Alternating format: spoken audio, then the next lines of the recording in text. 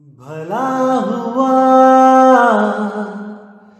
मेरी माला टूट गई, मैं राम भजन से छूटी। भला हुआ मेरी माला टूट गई, मैं राम भजन से छूटी। मेरे सिर से टली बला, भला हुआ मेरी माला टूट गई, मैं राम भजन से छूटी। मैं राम भजन से छूटी। नमस्कार दोस्तों, परमात्मा से मैं हमेशा यही दुआ करूंगा कि आप सब हमेशा हमेशा विवेक की सीढ़ियां चढ़ते जाएं, हमेशा इतने विवेकी होते जाएं कि आपको जो मैं बता रहा हूं वो बिल्कुल सटीक समझ में भी आए और आपका पूर्ण विश्वास भी बने। तो दोस्तों, आज जिस टॉपिक पे सत्संग करेंगे, जिस वाणी पे सत्संग करेंगे, वो वाणी है बीजक की। सतगुरु कबीर साहब का जो मूल ग्रंथ है बीजक, उसमें से आज ये वाणी हम पढ़ेंगे भी और इसको समझने की कोशिश भी करेंगे कि आखिर कबीर साहब क्या समझाना चाहते थे दुनिया को और लोग गलती से क्या समझ के चले गए। तो शब्द है 112वां, और क्या कहते हैं शब्द में? झगड़ा एक बड़ो राजा राम, जो निर्वारे सो निर्वाण। तो कह रहे हैं कि एक बहुत बड़ा झगड़ा इस दुनिया में पड़ा हुआ है, और उस झगड़े को जो निर्वारे, जो उस झगड़े का निबेड़ा कर दे, वही निर्वाण पद को प्राप्त होगा, वही जन्म मरण से मुक्त होगा। तो क्या झगड़ा है? कहते हैं ब्रह्म बड़ा की जहां से आया, और वेद बड़ा की जिन उपजाया। अब समझने की कोशिश करना मेरे भाइयों, जो लोग ब्रह्म ज्ञान को ही सर्वश्रेष्ठ ज्ञान मान के बैठ गए हैं, ये उन भाइयों के लिए एक बहुत ही ज्यादा विवेक देने वाली वाणी है। इसको अच्छी तरह समझ लो आप। जो भी भाई लोग, जितने भी इस दुनिया में ब्रह्म ज्ञानी हैं, जो सोचते हैं कि ब्रह्म से बड़ा कुछ नहीं है, ब्रह्म से आगे कुछ नहीं है, दोस्तों उनके लिए ये वाणी बहुत ही ज्यादा महत्वपूर्ण है आगे बढ़ने के लिए। आपको मैं बताना चाहूंगा, जो ब्रह्म के दो स्वरूप, जो मेन दो स्वरूप हैं जिसके द्वारा ये तीन लोक चल रहा है, वो मेनली दो स्वरूप होते हैं ब्रह्म के। एक होता है सरगुण साकार ब्रह्म, और एक होता है निर्गुण निराकार ब्रह्म, जिसको साकार और निराकार कहते हैं। अब निराकार ब्रह्म जो होता है वो लगता है कि अटल है, अविनाशी है और सनातन है।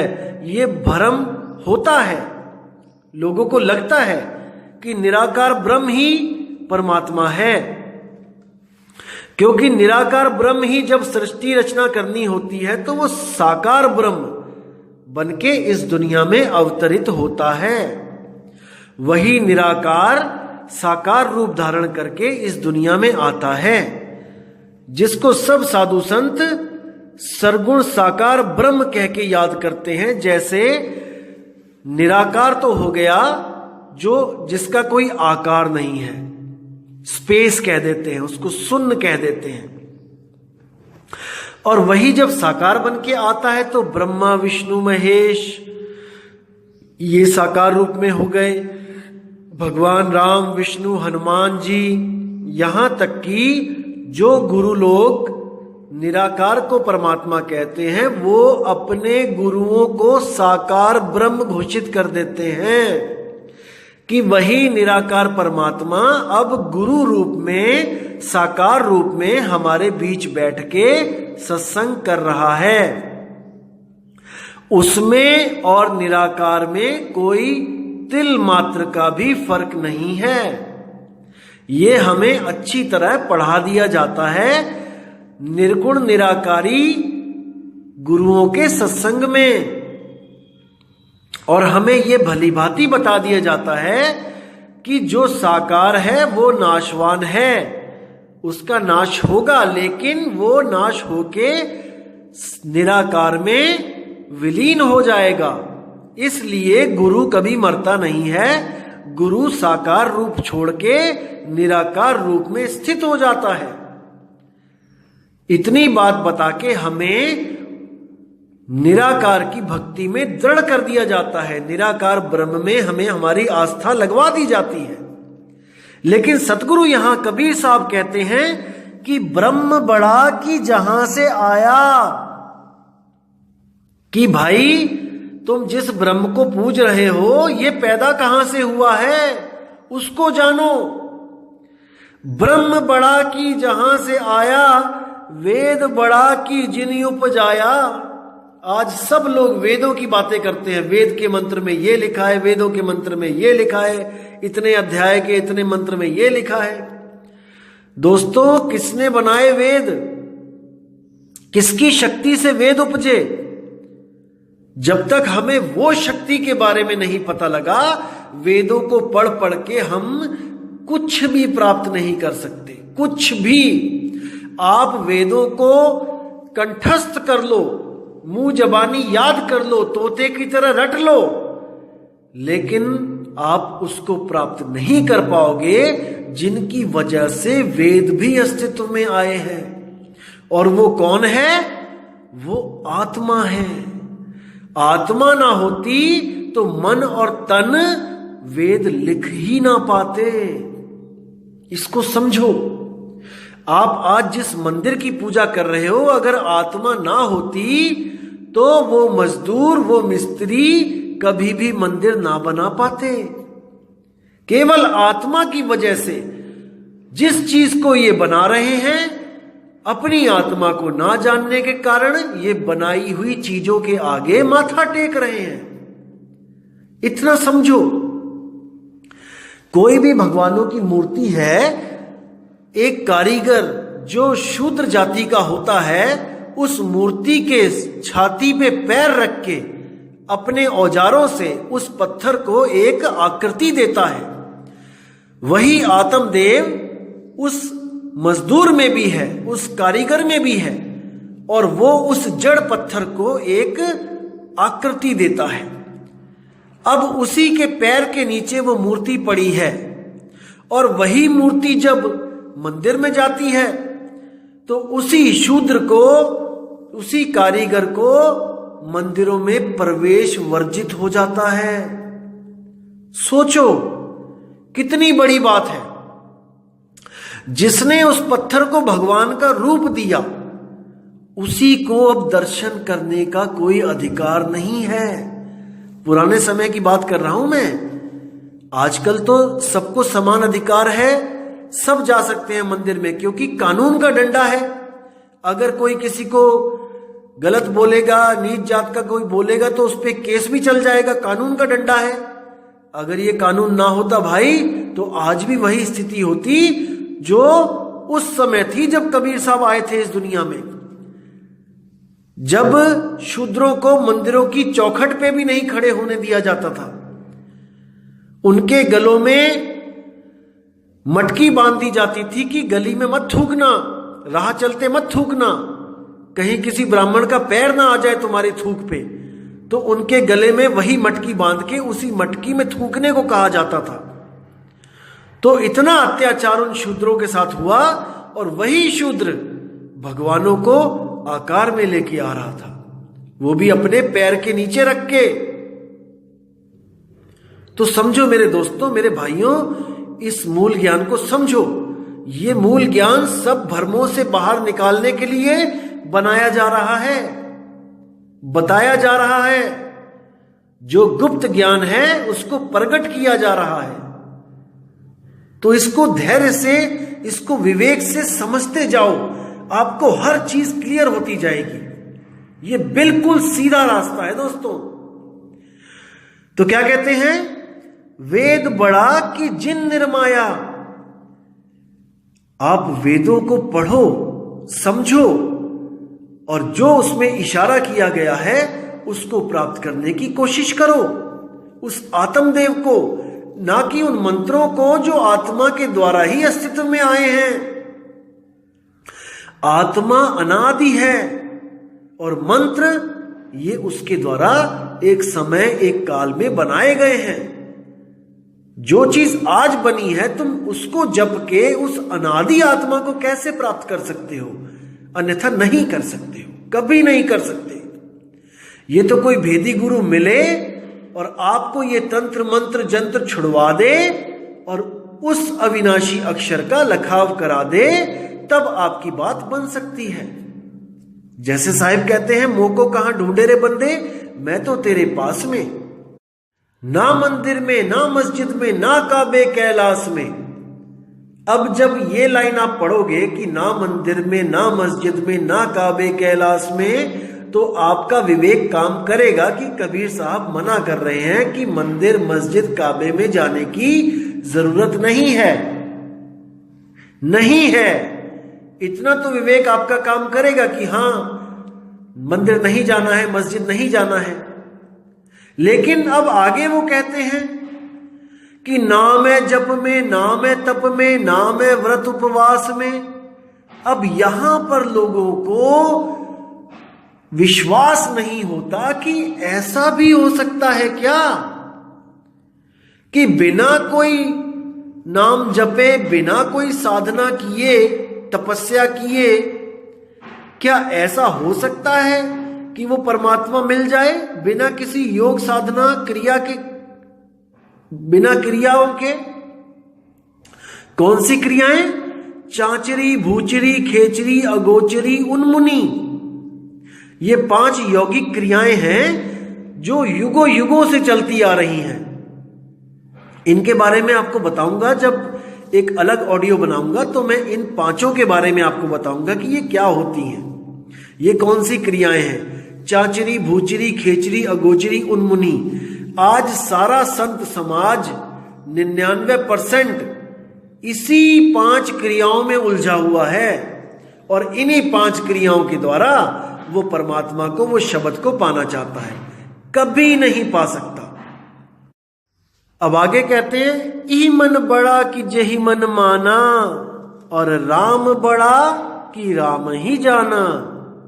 अब बहुत गुप्त भेद की बातें हैं दोस्तों, यहां पे बहुत ही गहराई है, अगर समझोगे तो बिल्कुल समझ में आएगी।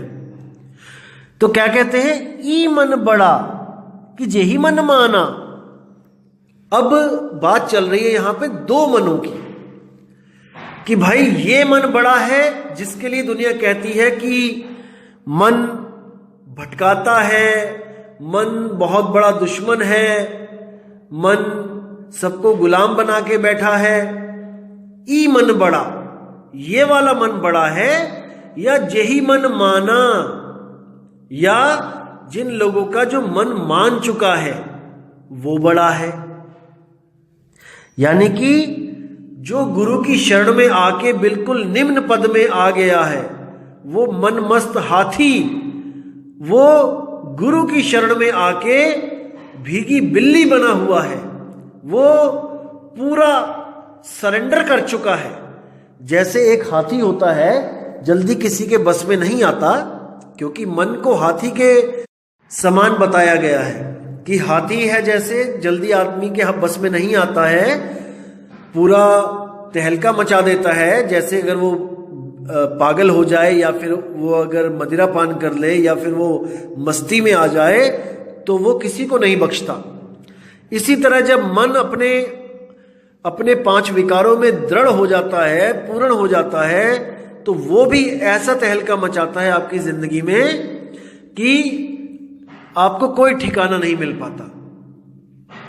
तो यही बोला गया है कि वो हाथी, वो मदमस्त हाथी कब कंट्रोल होता है? जब गुरु रूपी अंकुश जब उसके सिर पे बजता है। तो जब उसके सिर पे अंकुश लगाया जाता है तो इतना बड़ा हाथी भी ऐसे कंट्रोल में आ जाता है जैसे आपका स्टीयरिंग, कार का स्टीयरिंग होता है। दाएं को मोड़ोगे तो पूरी बड़ी कार दाएं मुड़ जाएगी, बाएं को मोड़ोगे तो इतनी बड़ी कार बाएं मुड़ जाएगी। भले आप में ताकत ना हो, लेकिन आप स्टीयरिंग के द्वारा पूरी गाड़ी को मोड़ सकते हो, जिसका वजन 2000-5000 किलोग्राम है। उस पूरी गाड़ी को आप केवल एक स्टीयरिंग की वजह से बड़े आराम से मोड़ सकते हो। इसी तरह ये जो मन है, गुरु रूपी अंकुश जब इसके सिर पे पड़ता है तो ये कंट्रोल में हो जाता है। तो कहते हैं ई मन बड़ा कि जेहि मन माना, और राम बड़ा कि राम ही जाना। अब यहां पर गुप्त भेद है। राम बड़ा कि राम ही जाना, मतलब राम मंत्र बड़ा है या जो उस मंत्र को जानता है, आत्मदेव, इन दोनों में से बड़ा कौन है? जैसे एक दीवार पे लिखा है राम, अब उस राम को कौन पढ़ सकता है? जो पढ़ा लिखा इंसान है। जो अनपढ़ है वो दीवार पे देख तो सकता है कि कुछ लिखा है, लेकिन वो पढ़ नहीं सकता। मतलब कि जो राम का नाम दीवार पे लिखा है वो स्वयं ये भी बता नहीं सकता कि मैं राम हूं। इसको समझो। जो सामने दीवार पे राम लिखा हुआ है वो जागृत नहीं है, वो चेतन नहीं है। वो नहीं बता सकता कि मैं राम हूं। केवल पढ़ा लिखा बंदा ही उसको पहचान सकता है कि ये राम लिखा है। तो जो खुद अपने बारे में नहीं बता सकता वो बड़ा है, या जो पढ़ के उसको जान रहा है कि ये राम लिखा है कि श्याम लिखा है, वो बड़ा है। समझो इसको। एक मूर्ति जो खुद अपने ऊपर से धूल नहीं हटा सकती, जो अपनी गंदगी नहीं साफ कर सकती, वो बड़ी है, या एक ब्राह्मण जो उसको जाके रोज साफ करता है, वो आत्मदेव? कौन बड़ा है? खुद परम चेतन होते हुए भी, खुद चेतन अवस्था में होते हुए भी हम जड़ की पूजा में लगे हुए हैं। हम जड़ को पूज रहे हैं। भाई, जिस तरह ये मूर्ति जड़ है उसी तरह ये मंत्र भी जड़ है। इसको समझो। जैसे मूर्ति आपका कल्याण नहीं कर सकती, वैसे ही मंत्र भी आपका कल्याण नहीं कर सकते। राम बड़ा कि राम ही जाना। समझो इसको मेरे भाइयों। अब आगे क्या बोलते हैं? भ्रम भ्रम कबीरा फिरे उदास, और तीरथ बड़ा कि तीरथ का दास। अब देखो कितनी स्पष्ट यहां पे वाणी बोल दी साहिब ने। मैंने आपको पहले बताया था कि जहां पे लिखा हो कबीरा वो होता है अज्ञानी जीव, और जहां पे होता है कबीर वो होता है ज्ञानी गुरु, सतगुरु कबीर साहब, या फिर कोई चेतन जागृत अवस्था वाला कोई गुरु जो अपने स्वरूप को जानता है, उसके लिए भी कबीर बोला गया है। तो यहां बोला है भ्रम भ्रम कबीरा फिरे उदास, यानी कि बेचारा कबीरा जो अज्ञानी जीव है वो जड़ चेतन का निबेड़ा ना करने के कारण भ्रमता फिर रहा है। कभी कहीं घूम रहा है, कभी कहीं जा रहा है, कभी किसी तीर्थ पे जा रहा है, कभी किसी नदी में जाके नहा रहा है, कभी किसी गुरुद्वारे जा रहा है, कभी किसी मंदिर जा रहा है, लेकिन उसका भरम जाल नहीं टूटने वाला। क्योंकि जब तक उसको ऐसा सतगुरु नहीं मिला जो उसको उसका ही लखाव करा दे, तब तक उसकी बात नहीं बनेगी। भाइयों, नहीं बनेगी। इसीलिए साहिब कहते हैं आपा खोए आपको चीन्हे तब पावे पद निर्वाणा। उसी को निर्वाण पद मिलेगा जो अपने असली निज स्वरूप को प्राप्त कर लेगा। तो यहां कहते हैं कि भ्रम भ्रम कबीरा फिरे उदास, तीर्थ बड़ा कि तीर्थ का दास। अब इस तीर्थ पे भी हम लोग बात करते हैं कि आखिर तीर्थ होता क्या है।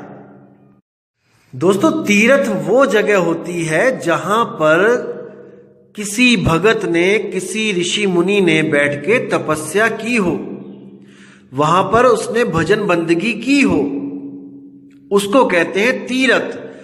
तीर्थ का मतलब है तीर और रथ। शरीर रूपी रथ को साध कर जो तीर यानी पार होने की जो कोशिश कर गए यहां पे, उन्हीं के स्थानों को तीर्थ बोला जाता है।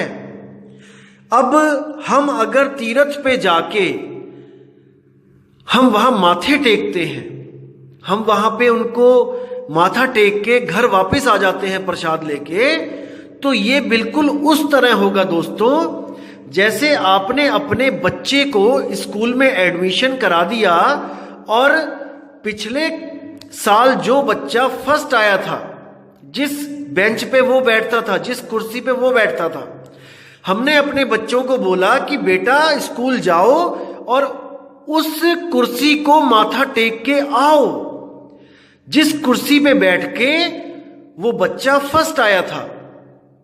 तो हमारे बच्चे अगर जाकर उस कुर्सी को माथा टेक के आएंगे, घर आएंगे और वो पढ़ाई नहीं करेंगे जो वो बच्चा करके फर्स्ट आया था, तो दोस्तों कभी भी हमारे बच्चे पास नहीं हो सकते, फर्स्ट नहीं आ सकते।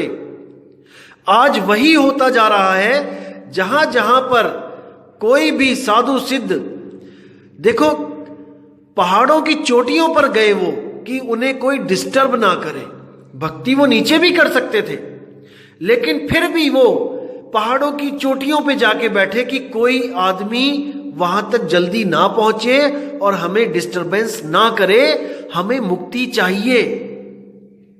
चाहे कुछ भी उन्होंने किया हो, क्योंकि पूर्ण गुरु ना मिलने के कारण भले उन्होंने कोई अधूरी साधना की हो, कोई ब्रह्म की साधना की हो, लेकिन कुछ तो किया ना भाई, कुछ तो उन्होंने किया। अपने इस रथ को साधा तीर होने के लिए, पार होने के लिए, लेकिन हमने वो नहीं किया जो उन्होंने किया। हमने उनके जगह पर जहां वो बैठे थे वहां पर बड़े बड़े तीर्थ बनाकर उनको माथा टेक कर प्रसाद खाकर घर वापस आ गए और सोच रहे हैं कि हमें बहुत बड़ा पुण्य मिल गया। दोस्तों, उस कुर्सी को माथा टेकने से ज्ञान नहीं आएगा। उस कुर्सी को माथे टेकने से आपके बच्चे पास नहीं होंगे। अपने बच्चों को कहो कि वो पढ़ाई करें जो उन ऋषि मुनियों ने करी, जो उन साधु संतों महात्माओं ने करी, तब आपका तीर्थ पे जाना सफल होगा। अन्यथा आप केवल वहां पर भीड़ बढ़ा के मनोरंजन करने जा रहे हो, इससे ज्यादा आपको कोई लाभ नहीं होने वाला। तो दोस्तों, असली तीर्थ हमारे पास ही है। घट को ही तीर्थ बनाओ, इसी घट से आपको परमात्मा मिलेगा। कहीं आने जाने की जरूरत नहीं है, किसी तीर्थ पे जाके माथा रगड़ने की जरूरत नहीं है। यही देह, इसी में सब कुछ मिलेगा। बस एक भेदी गुरु मिल जाए जो आपके सारे भ्रमों को दूर करके आपको आपके ही स्वरूप का लखाव करा दे। केवल वही गुरु आपको पार कर सकता है, और वो गुरु केवल और केवल सतगुरु कबीर साहब हैं, जो आके हंसों को अपना भेद बताते हैं कि असल में मैं कौन हूं, मैं कहां पे रहता हूं, मेरा निज स्वरूप क्या है, मेरा निज स्थान क्या है, और तुझ में और मुझ में कोई फर्क नहीं है, कोई फर्क नहीं है। बस तू बंधन में है और मैं निर्बंध हूं। इसीलिए मैं सत्सुकृत हूं और तू सोहम है। जो हम हैं सो तुम हो। बस इस भेद को जानना है और अपने बंधनों को काट के आपने भी सत्य हो जाना है। आप भी सत्य स्वरूप हो जाओगे। कोई फर्क नहीं रहेगा। जैसे ज्योति ज्योत में समाए वो एक ही ज्योत हो जाती है, इसी प्रकार आपका सत्य स्वरूप और उसका सत्य स्वरूप एक ही रूप हो जाते हैं। वो अलग अलग नहीं रहते, फिर दोनों समान हो जाते हैं और उस अवस्था को प्राप्त कर जाते हैं जिसके लिए साहिब ने बीजक में बोला है पहली साखी, जैया जन्म मुक्ता हता तैया हथा न कोए, और छठी तुम्हारी है जगह तू कहां चला भिगोए। उस अवस्था को सतगुरु कबीर साहब याद करवाते हैं और हंस बड़ी ही सहजता से सहज साधन के द्वारा अपने उस निज स्वरूप को प्राप्त कर लेता है और इस ब्रह्म के जाल से हमेशा के लिए आजाद हो जाता है। दोबारा ब्रह्म पैदा नहीं होता। तो दोस्तों, उम्मीद करता हूं कि आज की इस ऑडियो से आपके काफी भ्रम दूर हुए होंगे और आप में सत्य और असत्य का निर्णय करने की शक्ति बढ़ी होगी। और मैं फिर कहता हूं दोस्तों कि आप अभी ज्ञान को अच्छी तरह समझो। कुछ लोग इंतजार कर रहे हैं कि मेरी 50 ऑडियोज कब पूरी होंगी और मैं कब उनको अपना फोन नंबर दूंगा, एड्रेस दूंगा आश्रम का। दोस्तों, इसको मैं और आगे बढ़ा रहा हूं। मैं 100 बोलता हूं कि 100 ऑडियो सुनो, क्योंकि मुझे लग रहा है कि अभी भी मैं 50 में वो कवर नहीं कर पाऊंगा जो मैं आपको मूल ज्ञान देना चाहता हूं, क्योंकि शायद ये 40वीं 41वीं ऑडियो होगी मेरी। लेकिन मैं चाहता हूं कि आप इतना ज्ञान समझ जाओ, कि इतना विवेक लगाओ कि कोई सवाल दिमाग में रहे ही ना। उसके लिए मुझे लगता है कि 100 तो कम से कम करनी ही पड़ेंगी। तो आप दोस्तों धीरज धरिए, आप थोड़ा सहजता के साथ समझिए। आपको हर चीज समझ में आनी चाहिए, नाम लेने का तभी फायदा होगा। अगर आपके दिमाग में 1 भी % भ्रम होगा तो आप उस अवस्था को प्राप्त नहीं कर सकते मेरे भाई। मान के चलो आपके पास 100 दिन है जिंदगी के, आपने जल्दबाजी में पहले ही दिन में नाम ले लिया और जल्दबाजी में गलत नाम ले लिया किसी से और 99 दिन आपने भक्ति कर भी ली, तो दोस्तों उसका कोई लाभ नहीं। 99 दिन की भक्ति आपकी वो गलत भक्ति है, वो अधूरी साधना है। और दूसरी तरफ आपने 99 दिन केवल ये खोजा कि कौन सही है कौन गलत है, कौन से नाम से मेरी मुक्ति होगी, कौन सा नाम मेरा बंधन का कारण है। 99 दिन खोज के अगर आपने 100वें दिन सुबह सुबह नाम ले भी लिया और एक दिन भक्ति कर ली, तो दोस्तों उन 99 दिनों की गलत भक्ति से बहुत ज्यादा अच्छी बात होगी कि आपने एक दिन भी सत भक्ति करी है। इसलिए आप बिल्कुल जल्दबाजी मत करें, क्योंकि मैंने आपको बोला है कि हमने भीड़ नहीं बढ़ानी है। हमने बिल्कुल भीड़ नहीं चाहिए।